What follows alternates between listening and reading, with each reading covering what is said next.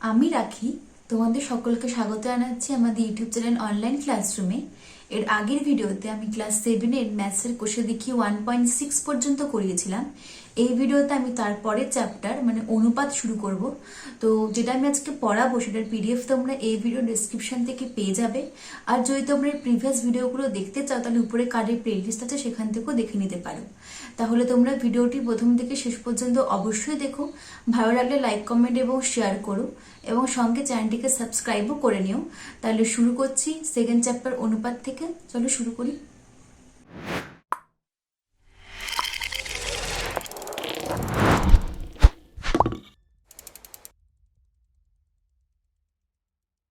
তাহলে আজকে আমরা পড়ব সেকেন্ড চ্যাপ্টার, এটা হচ্ছে অনুপাত বা ইংলিশে যাকে বলা হচ্ছে রেশিও।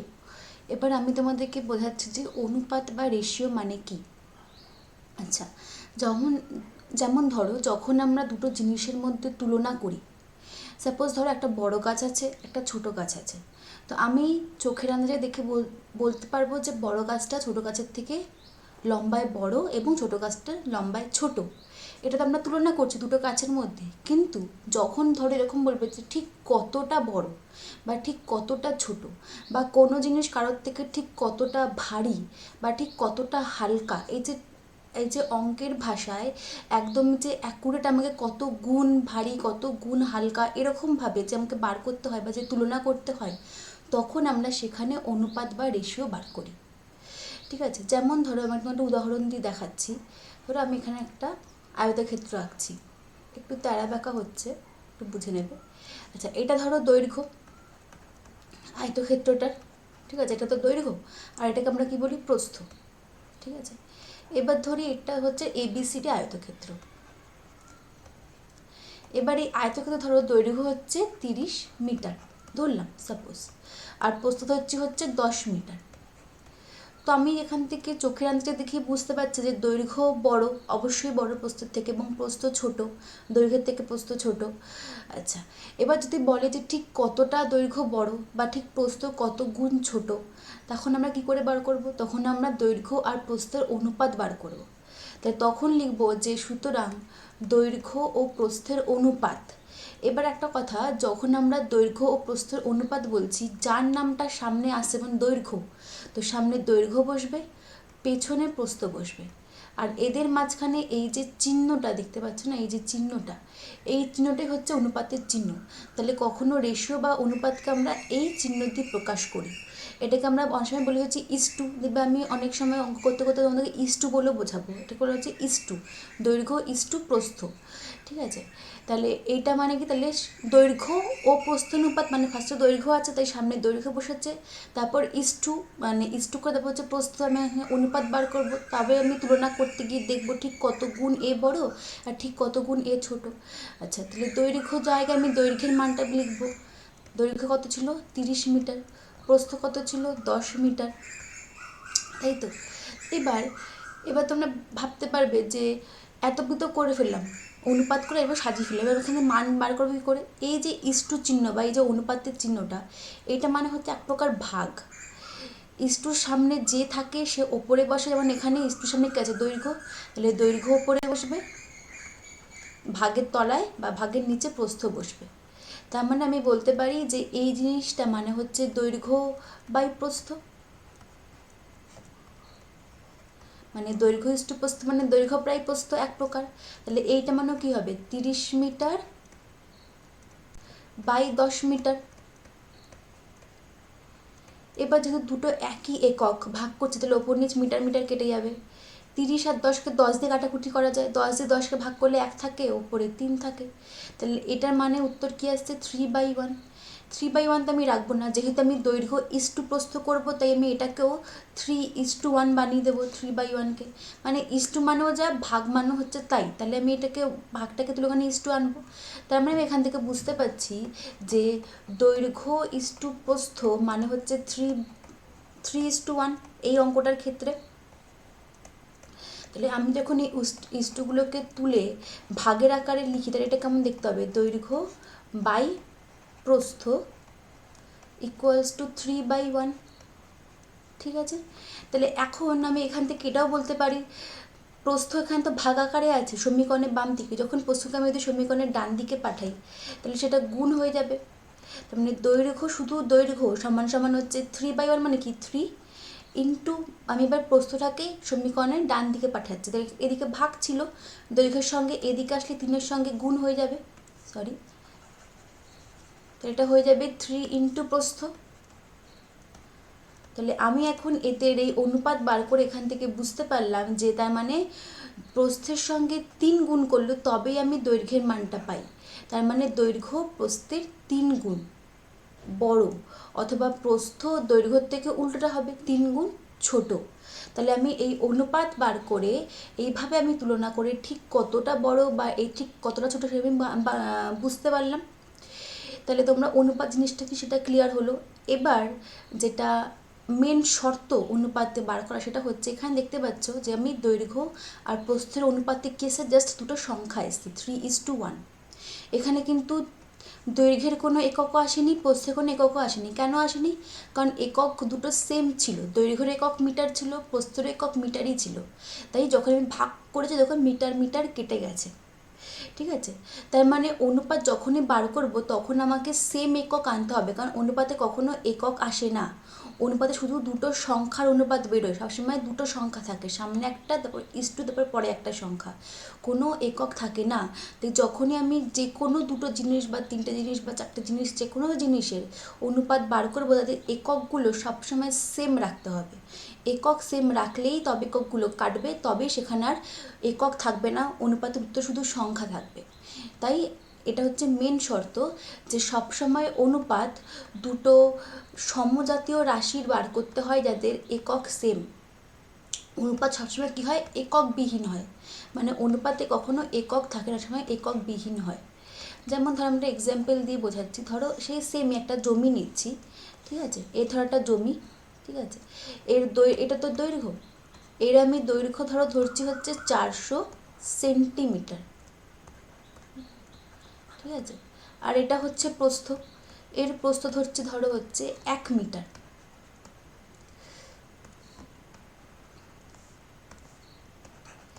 এবার বললো এই জমিটার, সাপোজ এটা ধরো নাম দিই আমি EFGH, এবার বললো এই আয়তক্ষেত্রকার জমিটার বা আয়তকার জমিটার দৈর্ঘ্য প্রস্থের মধ্যে অনুপাত বার করতে হবে।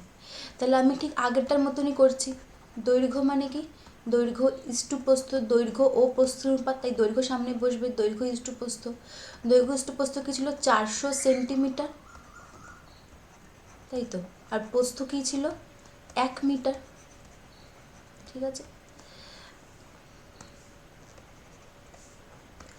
এবার ইস্টু তো ভাগ, তার মানে আমি ইস্টুটাকে তুলে দেবো, এখানে ভাগ করে দিচ্ছি, তাহলে এটা কী হবে 400 সেমি বাই 1 মিটার করে দিলাম, ঠিক আছে। এবার বলো আগের অঙ্কটায় কী ছিল, আগের অঙ্কটায় দুটোই মিটার ছিল, তাই আমি ফটাফট মিটার মিটার কেটে নিয়েছি। এখানে আমি কাটতে পারবো না, কারণ একটা আছে মিটারে, একটা একক আছে সেমিতে, এদের মধ্যে আমি কখনোই অনুপাত বার করতে পারবো না যতক্ষণ না আমি এদের এককগুলোকে কাটতে পারবো। তাই আমাকে নয় ওপরে সেন্টিমিটারকে মিটারে নিয়ে যেতে হবে, নয় তো আমাকে এই মিটারটাকে সেমিতে নিয়ে যেতে হবে, যে কোনো একটা করতে হবে। আমি যদি মিটারটাকে সেমিতে নিয়ে যাই তাহলে এই যে 1 মিটারকে আমরা জানি কি 1 মিটার মানে 100 সেন্টিমিটার, তাহলে আমি 1 মিটার জায়গায় 100 সেন্টিমিটার লিখলাম, ওপরে আছে 400 সেন্টিমিটার। এবার আমি কাটতে পারবো, এখন দেখো দুটো সেম একক, অথবা আমি 400 সেন্টিমিটারকে আমি মিটারে যদি নিয়ে যেতাম, 400 সেন্টিমিটার মানে কি 4 মিটার, আমি ওপরে 4 মিটারও লিখতে পারতাম, এটাকে একই মানে কনস্ট্যান্ট রেখে। যাই হোক, তো আমি এখানে এই 1 মিটারকে 100 সেমি বানালাম, এবার আমি সেমি সেমি কাটতে পারবো, আর এটাকে আমি ওপর নিচ 100 দিয়ে কাটতে পারবো, 100 কাটলে হয় 1, এটাকে কাটলে হয় 4, মানে হচ্ছে 4/1, মানে 4:1। অর্থাৎ এখন দৈর্ঘ্য প্রস্থের অনুপাত আমি বার করতে পারলাম 4:1 এই অঙ্কটার ক্ষেত্রে। তাহলে যদি দুটো দুরকম এরকম একক থাকে তখন সবসময় চেষ্টা করবো তাদেরকে এক এককে নিয়ে আসার, কারণ অনুপাত এক একক ছাড়া বার করা যায় না। সবসময় অনুপাতের যে রাশিগুলোর অনুপাত আমরা বার করি তাদের একক সবসময় আমরা সেম রাখতেই হবে, নাহলে তাদের কাটাকুটি করে তাদেরকে এরকম একটা সংখ্যার অনুপাতে আমরা আনতে পারবো না। আর অনুপাতে কখনো একক থাকে না, অনুপাতে সবসময় এরকম দুটো সংখ্যা থাকে, তাই দুটো সংখ্যা আনতে গেলে তাদের এককগুলোকেও সেম আনতে হবে যাতে তাদেরকে কাটাকুটি করা যায়। তাহলে বুঝতে পারলে। এবার তাহলে কোশ্চেন অঙ্কে ঢুকি। ফার্স্ট কোশ্চেনটা কী আছে দেখো, 1 কিগ্রা চালের দাম 40 টাকা ও 1 কিগ্রা ডালের দাম 100 টাকা, তাহলে চাল ও ডালের দামের অনুপাত কত হিসাব করি।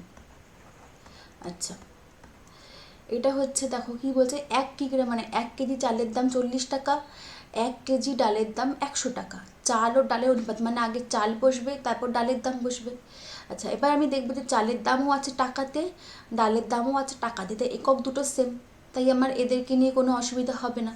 তাহলে এখন এখানে বার করে নিই। তাহলে 1 কিগ্রা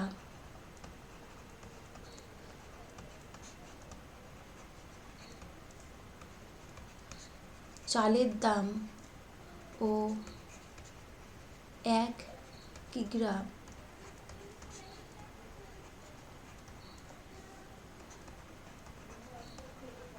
ডালের দামের অনুপাত। আগে কি বসবে, আগে কী আছে, আমি চালের দামটা আগে লিখেছি, তারপর ডালের দাম লিখতে লাগে, চালের দাম বসবে। অনুপাত সবসময় মানে অনুপাত সমান সমান আগে হবে 1 কিগ্রা চালের দাম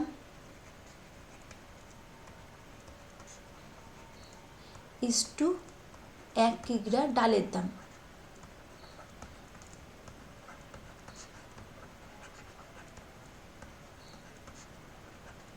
তাহলে চালের দাম কত, 40 টাকা, তাহলে চালের দামের জায়গায় চালের দাম লিখে দিলাম। আর ডালের দাম কত, 100 টাকা।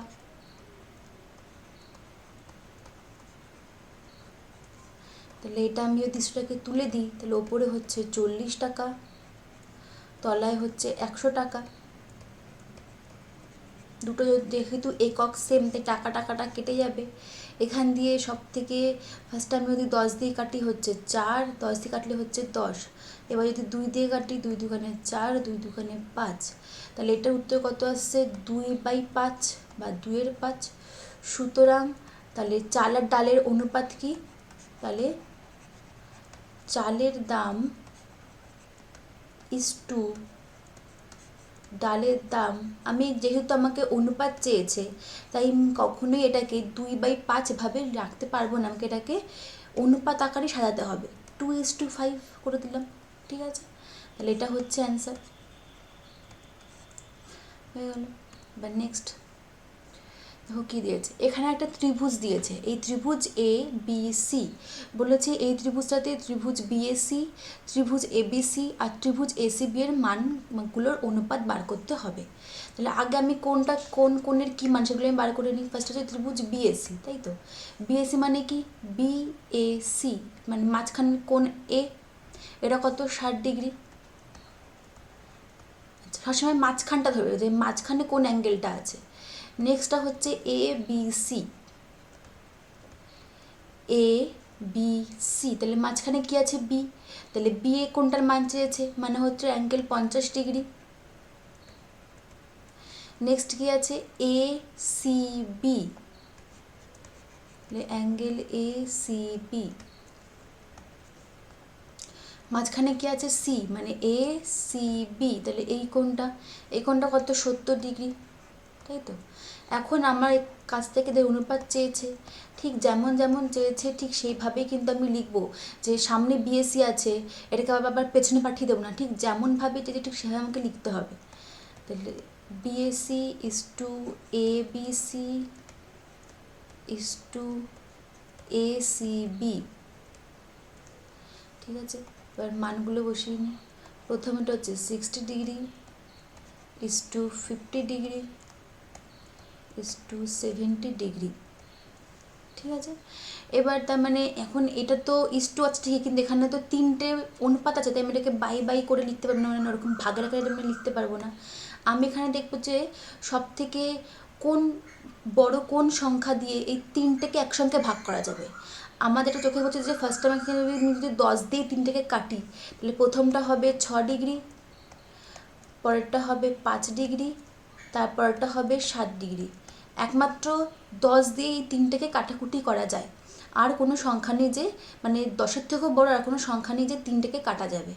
আর দেখো আর কি আর কাটা যাচ্ছে, আর কাটা আর এমন কোনো সংখ্যা নেই যেটা দিয়ে 3টেকে একসঙ্গে কাটা যাবে। তাহলে যখন এরকম 3টে-4টের অনুপাত বার করবে মানে থাকবে, তখন আমাকে সবসময় দেখতে হবে এমন কোন সংখ্যাটা আছে কমন যেটা দিয়ে সব কটাকে কাটা যাবে একসঙ্গে। তাহলে এটাই হবে অ্যান্সার। আর তো কোনো সংখ্যা নেই যেটা দিয়ে সব কটাকে কাটা যাবে, তাহলে এটাই হবে অ্যান্সার। পরের কোশ্চেনটা করি। কি দিয়েছে, একটি পেন্সিলের দাম 3 টাকা ও একটি লজেন্সের দাম 50 পয়সা, তাহলে একটি পেন্সিলের একটা লজেন্সের দামের অনুপাত কি হবে? দেখো যেটা বলছিলাম, এখানে আমাকে ফার্স্টে পেন্সিল ও লজেন্সের দামের অনুপাত আছে, মানে সামনে পেন্সিল বসবে পরে লজেন্স বসবে। কিন্তু দেখো পেন্সিলের দামের এককটা কি টাকা, লজেন্সের দামের একক কি পয়সা, তাহলে দু রকম একক হয়ে গেল। তাহলে আমাকে কি করতে হবে, দুটোকে সেম এককে নিয়ে আসতে হবে। নয় আমাকে এই টাকাটাকে পয়সায় করতে হবে, অথবা আমাকে পয়সাটাকে টাকা করতে হবে, যে কোনো একটা করতে হবে। আমার মতে টাকাকে পয়সা করা বেশি ইজি। আমরা কি জানি 1 টাকা মানে 100 পয়সা, তাই তো? তাহলে 3 টাকা মানে কি হবে, 3 টাকা মানে হবে 300 পয়সা। তাহলে 3 টাকা মানে হবে 300 পয়সা। তাহলে আমি বলতে পারি একটা পেন্সিলের দাম 3 টাকা বা 300 পয়সা। ঠিক আছে, তাহলে এখানে করি সুতরাং আমাকে তো অনুপাত চাইছে, তাহলে লিখে ফেলি একটি পেন্সিলের দাম, ফার্স্টে পেন্সিলের দাম বলেছে যে পেন্সিলের দাম ও লজেন্সের দাম, তাহলে ফার্স্টে পেন্সিলের দাম বসবে ও, মানে ফার্স্টে একটি পেন্সিলের দাম ও, মানে ও না সরি ইস টু একটি লজেন্সের দাম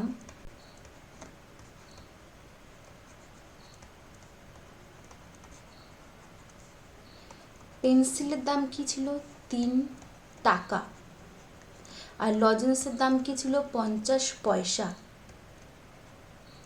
ঠিক, এবার 3 টাকা মানে কি 300 পয়সা,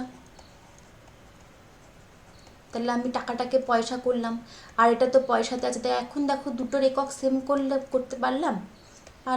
তাহলে এখন আমি এদের অনুপাত বার করতে পারবো, কারণ তখন কি এককগুলো কাটাকুটি হয়ে যাবে। এর ফলে আমি অনুপাতে একটা সংখ্যা পাবো অনুপাতে। তাহলে আমি এটাকে এভাবে লিখতে পারি 300 পয়সা বাই 50 পয়সা। পয়সা পয়সা কাটছে, এবার আমি ওপরে যদি 50 দিয়ে কাটি, 50 দিয়ে 50 ভাগ করলে 1, 50 দিয়ে 300 ভাগ করলে হয় 6। তাহলে উত্তরটা কি হবে 6/1। এভাবে তো আমি রাখবো না, তাহলে উত্তরটা হচ্ছে 6:1। যেহেতু আমাকে অনুপাত চেয়েছে তাই আমি এটাকে ইস্টু আকারে প্রকাশ করব। তাহলে এটাই হচ্ছে অ্যান্সার। ঠিক আছে, পরের কোশ্চেনটা করি। দেখো পরের কোশ্চেনটা কি বলেছে, একটি আধুলি একটি 1 টাকা ও একটি 2 টাকার মুদ্রার মূল্যের অনুপাত লিখি। বেশ, আধুলি মানে কি হয় 50 পয়সা। তাহলে একটি, আগে সব আমি লিখে নিই, আমি সব কটা আগে লিখে বার করে দেখি যে এদের এককগুলো তো সেম নিশ্চয়ই থাকবে না। এটা পয়সা আসবে, এটা টাকা আসবে, এটাও টাকা আসবে, তো আমাকে সব কটাকে একটা এককে নিয়ে আসতে হবে, 9 টাকা 9 পয়সা। তাহলে একটি আধুলি মানে হচ্ছে 50 পয়সা। ঠিক, একটি 1 টাকা, একটি 1 টাকা মানে কি 1 টাকার মূল্য কি হবে 1 টাকাই।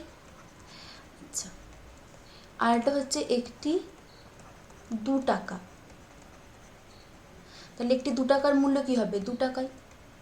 এবার আমাকে এই তিনটের অনুপাত বার করতে দিয়েছে, কিন্তু এককগুলো তো 3 রকম, মানে 2 রকম আছে, একটা পয়সা দুটো টাকা।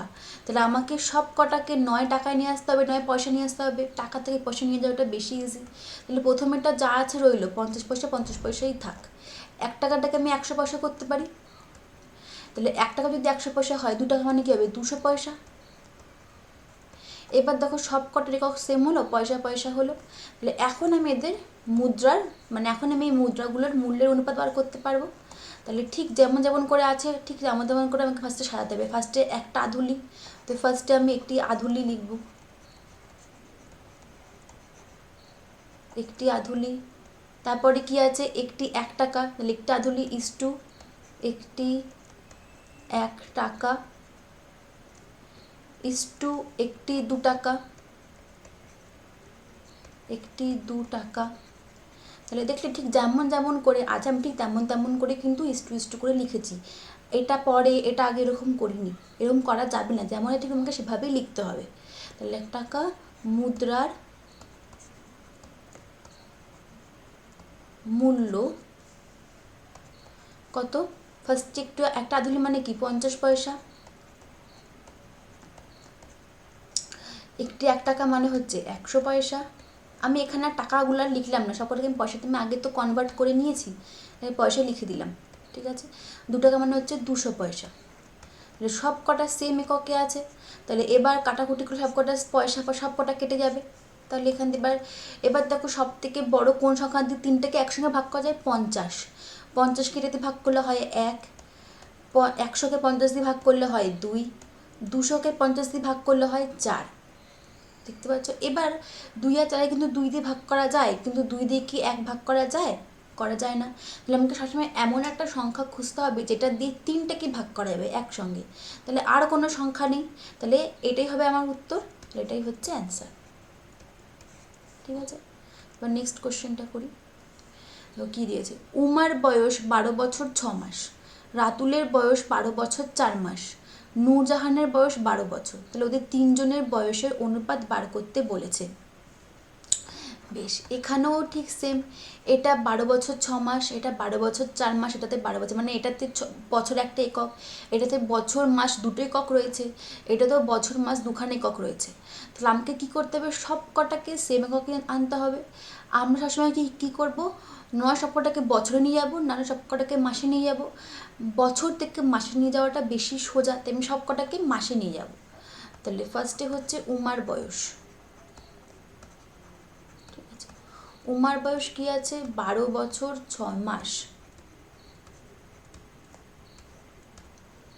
বেশ, তো 12 বছর 6 মাসকে আমি কী করে মাসে নিয়ে যাবো? 12 বছর মানে কি?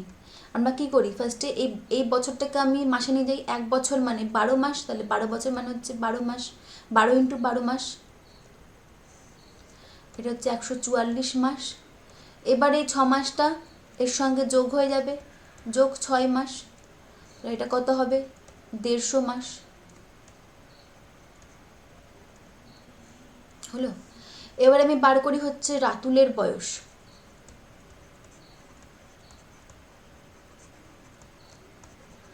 রাতুলের বয়স কি আছে? 12 বছর 4 মাস, 12 বছর 4 মাস, ঠিক। তাহলে এবার আমি এখান থেকে কী করতে পারি? এবার আমি ফার্স্টে এই 12 বছরটাকে আমি মাসে নিয়ে যাই, এটা আবার 1 বছর 12 মাস, তাহলে 12 বছর মানে হচ্ছে 12 × 12, 12 × 12 করলে কত হয়? 144 মাস, যোগ 4, এই 4 মাস তো আমার সঙ্গে যোগ হয়ে যাবে। আমি যতক্ষণ না এই বছরটাকে মাসে আনছি ততক্ষণ এই মাস তো আমি এখানে যোগ করতে পারছি না। তাহলে এটা কত হয়ে যাবে? 148, 148 মাস, ঠিক আছে। এবার হচ্ছে নূরজাহানের বয়স।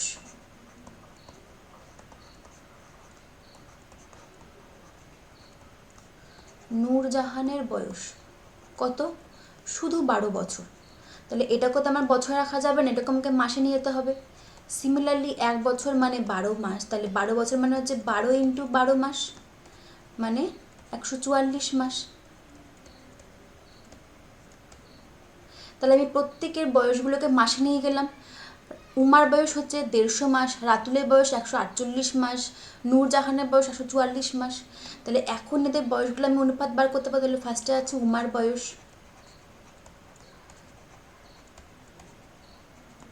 তারপরেরটা কি আছে? রাতুলের বয়স। তাহলে ঠিক যেমন করে আছে আমি ঠিক সেভাবে অনুপাতগুলোকে সাজাবো। তাহলে উমার বয়স = রাতুলের বয়স = নূরজাহানের বয়স।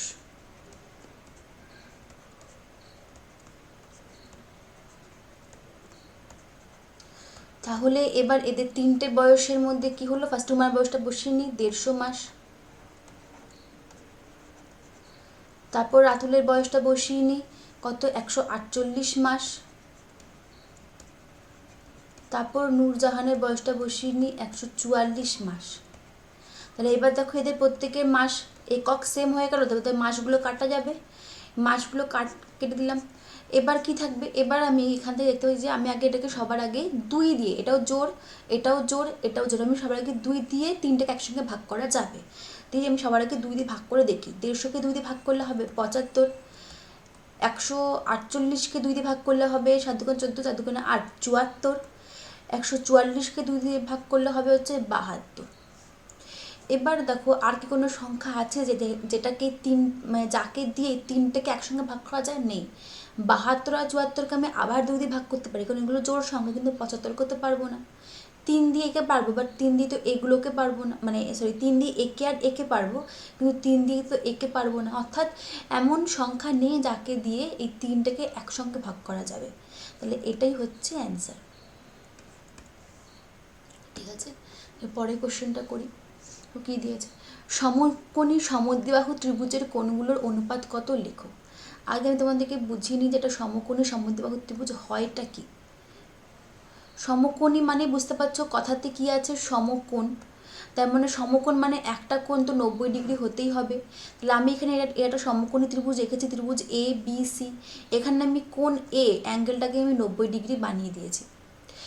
আর বলছে সমদ্বিবাহু মানে দুটো বাহু সমান ত্রিভুজের, তাহলে আমি এখানে ধরবো যে ত্রিভুজের এসি বাহু আর এই ত্রিভুজের এবি বাহুটা হচ্ছে সমান, মানে এটা তো লম্ব, এসি তো এখানে লম্ব লম্ব, আর এখানে হচ্ছে এটা হচ্ছে ভূমি, হচ্ছে মানে ধরছে যে এখানে এসি ইকুয়ালস টু এবি, এই ত্রিভুজটা হচ্ছে ধরে নিচ্ছি। তাহলে সমকোণী পেয়ে গেলাম, সমদ্বিবাহু পেয়ে গেলাম। এবার প্রশ্ন আসতে পারে যে তাহলে এই কোণগুলোর মান কী হবে। তাহলে এটা সবসময় মাথায় রাখবে যে সমান সমান বাহুর বিপরীত কোণগুলো একে অপরের সঙ্গে সমান হয়। তার মানে এই দুটো বাহু এক অপরের সঙ্গে সমান, তো এসি সমান সমান এবি, তাহলে এসির বিপরীত কোণ কি? Angle B. সুতরাং এসির বিপরীত কোণ কি? Angle B. আর এবি বাহুটার বিপরীত উল্টো দিকের কোণটা কি? অ্যাঙ্গেল সি, এই কোণটা। তার মানে এরাও একে অপরের সঙ্গে সমান হবে। তাহলে যেহেতু এসি সমান সমান এবি, সুতরাং অ্যাঙ্গেল বিও সমান সমান অ্যাঙ্গেল সি হবে। এবার একটা ত্রিভুজের পুরো কোণের সমষ্টি কী হয়? 180 ডিগ্রি তো। তাহলে এখানে একটা কোণে আমি 90 ডিগ্রি পেয়ে গেলাম, তাহলে দুটো সমষ্টি মানে তাহলে বাদবাকি দুটো কোণের মান কী হবে? 180 মাইনাস 90। তার মানে এখানে বলতে পারি যেহেতু, এটা হচ্ছে যেহেতু সাইন। আচ্ছা তুমি যদি না জানো আমি কথাটাই লিখে দিচ্ছি। যেহেতু কোণ এ তিনটে কোণ মিলে কি হয়? 180 ডিগ্রি, কোণ বি যোগ কোণ সি মানে কি? 180 ডিগ্রি। ঠিক আছে, তার মধ্যে কোণ এ মানে কি? তার মানে বা আমি এখান থেকে তাহলে বলতে পারি তাহলে এই দুটো কোণের সমষ্টি কী হবে? কোণ বি যোগ কোণ সি। তাহলে কোণ বি যোগ কোণ সি আমি বলতে পারি 180 ডিগ্রি মাইনাস কোণে, মানে আমি যদি 180 ডিগ্রি থেকে 90 ডিগ্রিটাকে বাদ দিই তাহলে আমি দুটো কোণের সমষ্টি পেয়ে যাবো বা যোগফল পেয়ে যাবো। তাহলে কোণ এ মানে কত? 90 ডিগ্রি তো আমি ধরেই নিয়েছি, তাহলে 180 ডিগ্রি মাইনাস 90 ডিগ্রি, এখানেও লিখে দিয়ে, হ্যাঁ, যে কোণ এ সমান সমান 90 ডিগ্রি। তার মানে কত দাঁড়াচ্ছে এটা? তার মানে কোণ বি যোগ কোণ সি মানে হচ্ছে 90 ডিগ্রি, তাহলে এই দুটো কোণের যোগফল হচ্ছে 90 ডিগ্রি। আবার আমি কি বলছি যে কোণ বি কোণ সি এর সঙ্গে সমান, তো এখানে লিখে দেব যে যেহেতু এ বি সমান সমান এসি, যেহেতু দুটো বাহু পরস্পর সমান, সুতরাং ওদের বিপরীত দিকের কোণগুলো একে অপরের সঙ্গে সমান, সুতরাং কোণ বি সমান সমান কোণ সি হবে।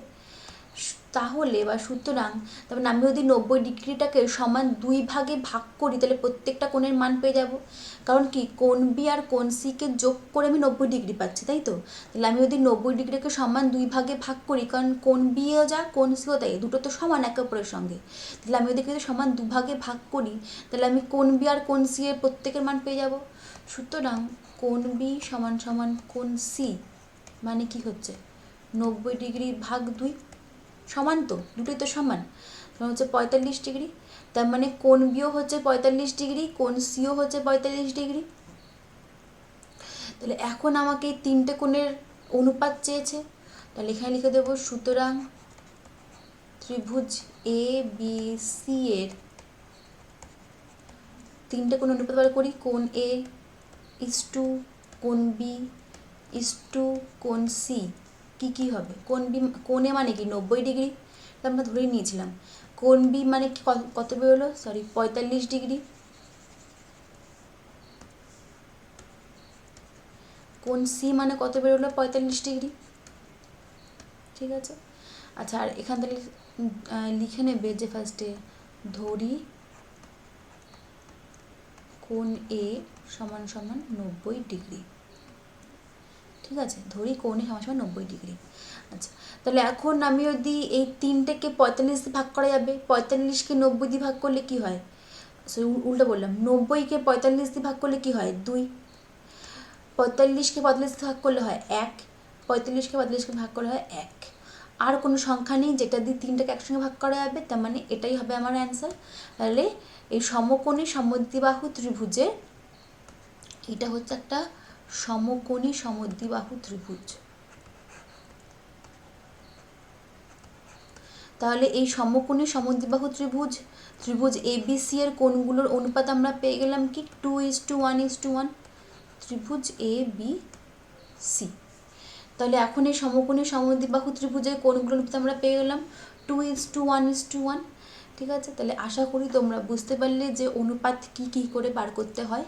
তাহলে এই ভিডিওতে আমি এই 6 অঙ্কটা পর্যন্ত করালাম। এর পরের ভিডিওতে আমি পর থেকে কন্টিনিউ করব। ততক্ষণ তোমরা আবার ভালো করে এগুলো প্র্যাকটিস করে নিও।